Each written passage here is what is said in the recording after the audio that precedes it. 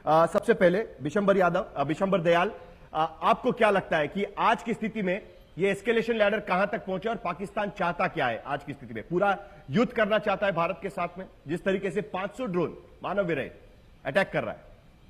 देखिए, कल के जो ड्रोन और जो रात को थोड़ी बहुत मिसाइल्स का जो भी उन्होंने और जो उनके हवाई जहाज वगैरह ने फ्लाइट्स ली हैं, उससे तो एक चीज़ जाहिर है कि पाकिस्तान जो है वो आपसे कोई बड़ा युद्ध नहीं चाहता, लेकिन एक शायद फेस सेविंग सिचुएशन चाहता है कि उसको कुछ हासिल हो जाए, कुछ उसको भी अपनी जनता को, अपने देश को, पाकिस्तानी फ़ौज को थोड़ा बहुत कुछ चेहरा दिखाने को मिल जाए कि हमने हिंदुस्तान पर ये डैमेज कर दिया, और फिर उसको बढ़ा चढ़ा के बता दे। आजकल इंफॉर्मेशन वॉरफेयर का ज़माना है, सोशल मीडिया का ज़माना है, तो शायद ऐसा कुछ करने की कोशिश कर रहा है। दूसरा ये भी हो सकता है कि जैसे आपने उसको बहुत डिसेप्शन और सरप्राइज दिया, हो सकता है कल और ये 2 दिन से वो भी अपनी डिसेप्शन और सरप्राइज ट्राई कर रहा हो। जगह जगह आपके वेपन्स जो हैं, या तो आप कहते हैं ना कि या तो आप पत्थर की बजाय तलवार चला दो, तलवार की जगह आप बंदूक चला दो, बंदूक की जगह आप बड़ी बंदूक चला दो। अगर आप ऐसी गलती करोगे तो फिर वो आपको वो डिटेक्ट भी करेगा कि आपने क्या किया है। तो हो सकता है उसकी ये भी डिसेप्शन हो, और हो सकता है उसने भी ये। पर एक बात ज़रूर है कि भारत को सोचना है, एस्केलेशन लैडर तो देखिए अभी तक ऐसा नहीं है कि भाई भारत ने बहुत बड़ी सेना मोबिलाइज कर दी हो या उसने मोबिलाइज कर दिया हो कुछ।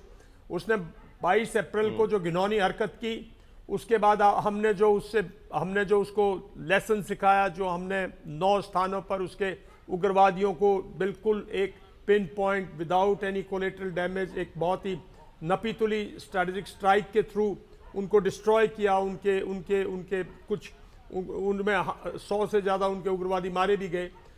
तो एस्केलेशन के हिसाब से ऐसा कुछ नहीं हुआ है कि भाई, पर इन रियल टर्म्स, और मेरे से बहुत सीनियर बहुत बैठे हैं जिन्होंने लड़ाई 71 की लड़ाई भी देखी है, एक्चुअल में उसने जो 3 दिसंबर 1971 को जब पाकिस्तान ने भारत के ऊपर हमला किया था, तो उसने हमारी सीमा रेखा को हवाई जहाज से क्रॉस किया था।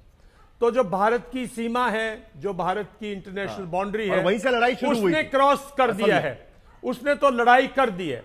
और क्योंकि जगह जगह उसकी चीजें पड़ी हैं, आप उसको एयर डिफेंस सिस्टम्स आप ऑपरेट कर रहे हो उसको, तो अब आपका उसने तो कर दिया, अब आपके ऊपर है आप क्या करना चाहते हो, आप कहां ले जाना चाहते हो, आपकी क्या विजन है, आपकी पॉलिटिकल लीडरशिप की क्या विजन है कि क्या एंड स्टेट होना चाहिए, आपकी मिलिट्री लीडरशिप के पास क्या डायरेक्शंस है कि वो क्या करे, क्या करे। क्योंकि ये जो हो रहा है, ये तो ना लड़ाई है, ये तो वो है जैसे हमारे देख रहे हैं, जैसे हुतीस करते हैं।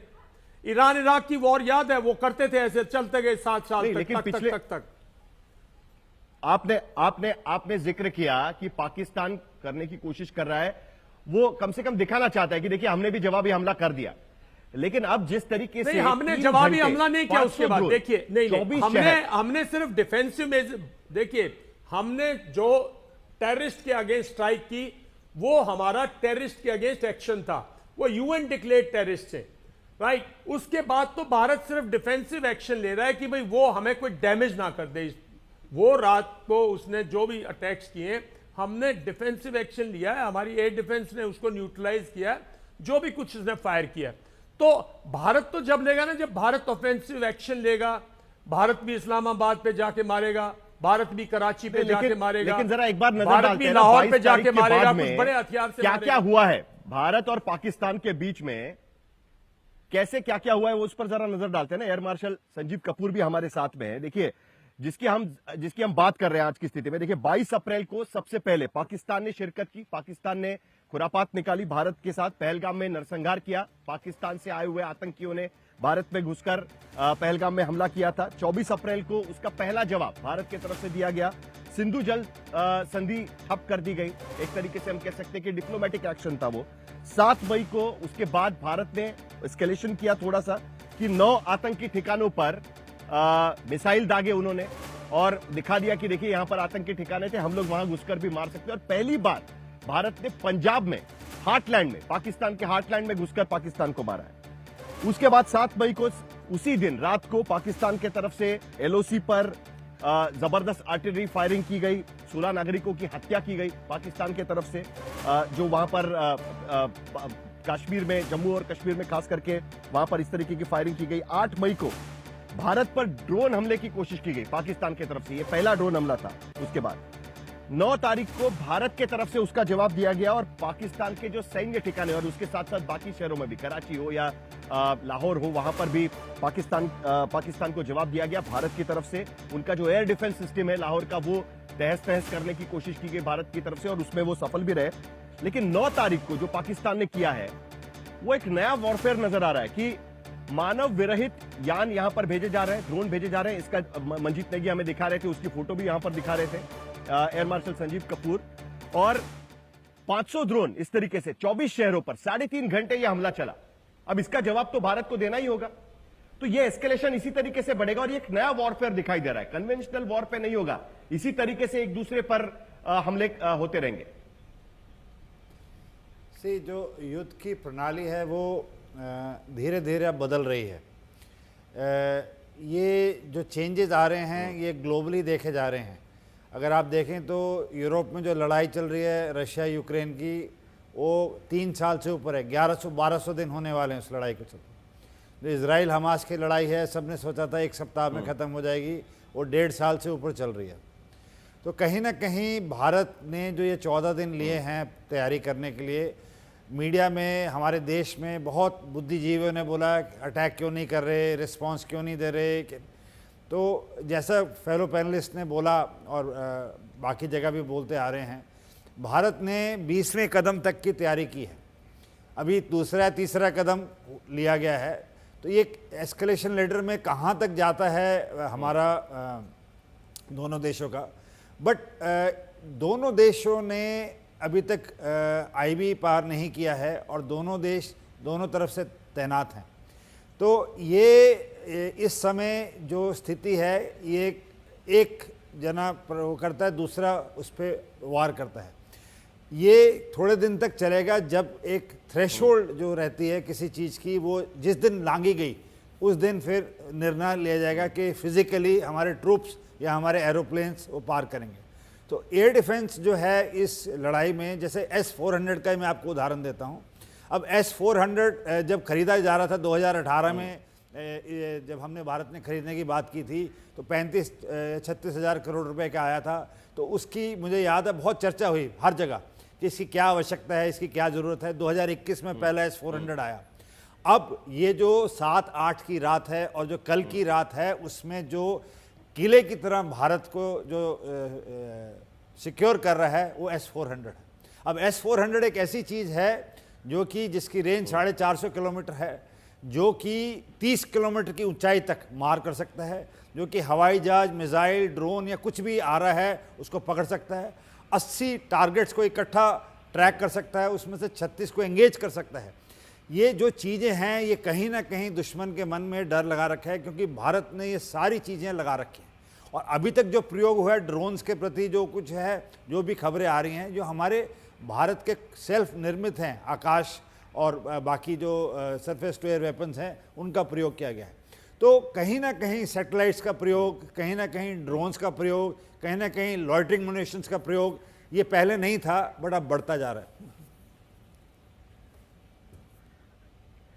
नहीं, आपने एक इंटरेस्टिंग जिक्र किया कि हम दोनों में से किसी ने भी इंटरनेशनल बाउंड्री क्रॉस नहीं की है, लेकिन जिस तरीके से ड्रोन अटैक हुआ है, जैसे मैंने जिसका जिक्र किया था कि 1971 के बाद पहली बार भारत के तरफ से पंजाब में यानी पाकिस्तान के हार्टलैंड में हमला किया हुआ हमको नजर आ रहा है। लेफ्टिनेंट जनरल शंकर प्रसाद भी हमारे साथ में हैं और जो एस्केलेशन लैडर की भी बात की जा रही है। लेकिन अब तो आईबी क्रॉस हो गई ना, हमने भी उनके वहां पर हमला किया, उनके तरफ से भी जिस तरीके से जैसलमेर से लेकर जम्मू कश्मीर से लेकर राजस्थान, गुजरात के 24 शहरों पे ड्रोन भेजे जाते हैं और हमला किया जाता है। तो भारत में घुसकर वो हमला करने की कोशिश कर रहे हैं, हम नाकाम कर रहे हैं उसको, लेकिन कोशिश तो उनकी वही हो रही है। तो देखिए एस्केलेशन लैडर किस तरीके से, और उस पर लेफ्टिनेंट जनरल शंकर प्रसाद आपसे मैं जवाब चाहूंगा इस पर, क्योंकि ये जो एस्केलेशन लैडर की बात है, ये सबसे पहले मिलिट्री स्ट्रेटेजिस्ट हरमन कान ने 1965 में लिखी थी और उसमें तो उन्होंने 16 से लेकर 44 चरण बताए थे कि जिसमें किसी भी तनाव का एस्केलेशन होता है। और भारत और पाकिस्तान के संदर्भ में अगर हम देखें तो 7 चरण इसके दिखाई देते हैं। उसमें से पहले 2 चरण जो है कूटनीतिक हो या आर्थिक, वो तो पहले 2 दिन में ही हमने कर दिए। हमने ट्रेड बंद कर दिया उनके साथ में, राजनयिक यहां से हटा दिए, कम कर दिए, जो डिफेंस अटैचीज थे उनको हमने भेज दिया, जो पाकिस्तानी नागरिक थे उनको भेज दिया, सार्क का वीजा हमने रद्द कर दिया। ये सारी चीजें तो हमने पहले 2 दिन में कर दी। जो सिंधु जल संधि है उसको हमने स्थगित कर दिया, उसको हमने रोक दिया। उसके बाद चौथा चरण था, पहलगाम में हमने जो टेरर स्ट्राइक किया, टेरर जो जगह है वहां पर जाके हमने स्ट्राइक किया, आतंकी ठिकानों पर स्ट्राइक किया।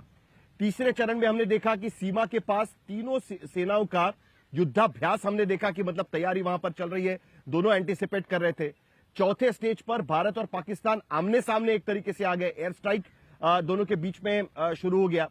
पीओके में जो आतंकी ठिकाने हैं वो मिटाए गए, पाकिस्तान ने हमारे सैन्य ठिकानों पर हमला किया, और उसके बाद कल जिस तरीके से पाकिस्तान के 500 ड्रोन यहां पर आ चुके हैं, तो ये वॉरफेयर बदल चुका है। तो एस्केलेशन लैडर भी बदलेगा, ये एक तरीके से पूरा एस्केलेशन मानना चाहिए। आईबी बॉर्डर क्रॉस किया हुआ है, इंटरनेशनल बॉर्डर क्रॉस किया, यही हमको मानना चाहिए। क्या पाकिस्तान वही कोशिश करने की कोशिश कर रहा है? बिना हम लोग सैन्य इकट्ठा किए, मोबिलाइजेशन किए, इस तरीके का वॉर चलता रहेगा, जिसका जिक्र इससे पहले भी पैनलिस्ट कर चुके हैं। आपने इतना लंबा सवाल पूछ लिया, समझ में नहीं आ रहा जवाब कहाँ से शुरू करूं।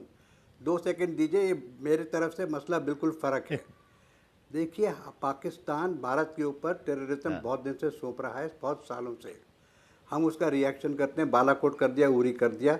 पाकिस्तान को यह पक्का यकीन हो गया कि भारत के ऊपर हम आतंकवादी हमला करेंगे तो केवल वो इसी प्रकार का कर सकेगा, मैक्सिमम बालाकोट कर देगा कुछ या उरी कर देगा, उसका फिर शांति हो जाएगी और फिर हम टेररिज्म शुरू करते रहेंगे। तो ये देखिए, एक ये जो इसकी बात बुनियाद से समझनी चाहिए हमको।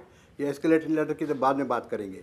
बुनियाद इसकी वहाँ पर है, 1971 वॉर में हार जाने के बाद एक वहाँ ज़ियाउल हक साहब प्रेसिडेंट थे, आर्मी चीफ थे।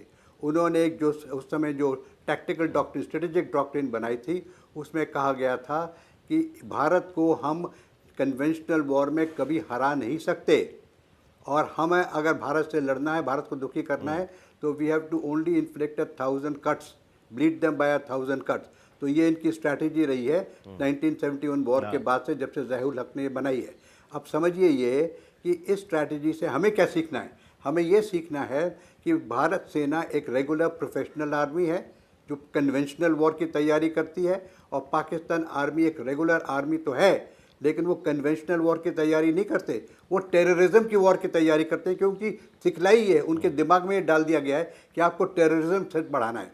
लेकिन पाकिस्तान ने इस समय ये नहीं कभी सोचा था कि वो सोच रहे थे बालाकोट तक हो जाएगा, ख़त्म हो जाएगा।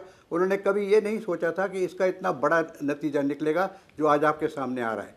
तो भारत सरकार ने अब ये सोचा कि इस चीज़ को अंत करने के लिए हमें टेररिज्म को बर्बाद करना है। अब टेररिज्म को बर्बाद करने के लिए हमें टेररिस्ट के पीछे जाना है, हमें उनके लीडर्स के पीछे जाना है, और उनके आर्किटेक्ट्स जो उनके पीछे जाना है। तो हमने भारत के अंदर एक डिफेंसिव शील्ड बनाई है।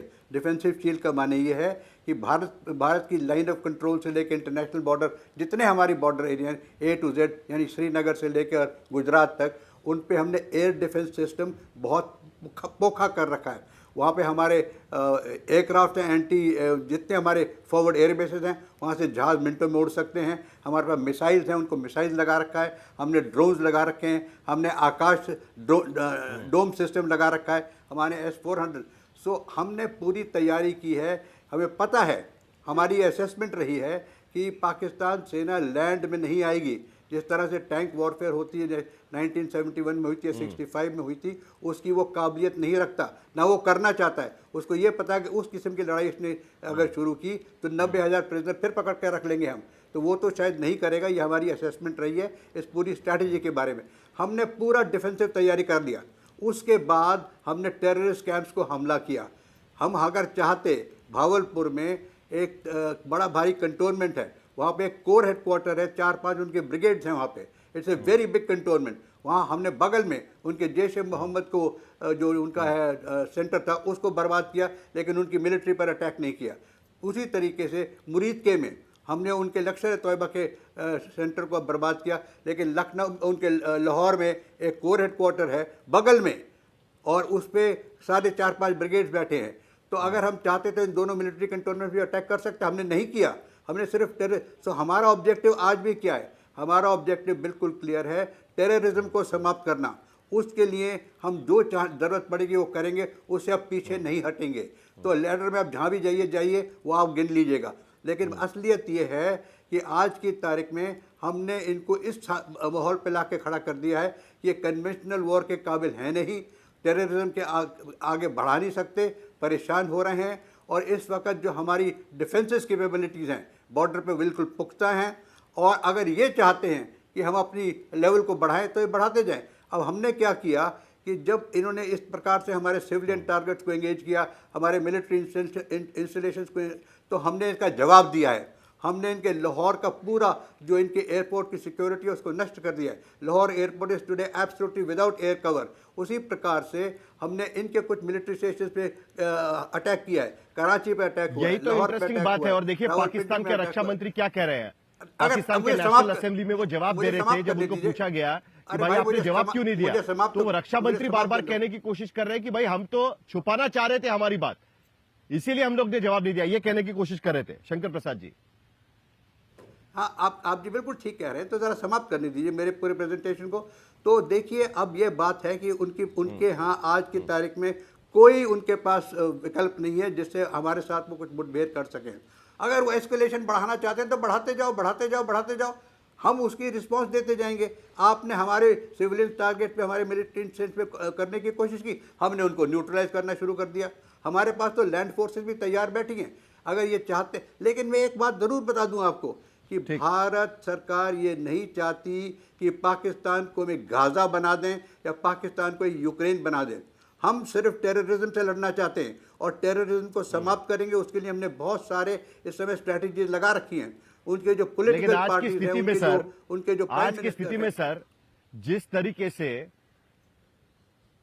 जिस तरीके से पाकिस्तान लगातार अपनी हरकत बढ़ाता जा रहा है, पहले दिन उन्होंने जो हमला किया 16 ठिकानों पर हमला किया, उसके बाद 24 शहरों पर वो हमला कर रहा है, 500 ड्रोन वहां पर भेज रहा है।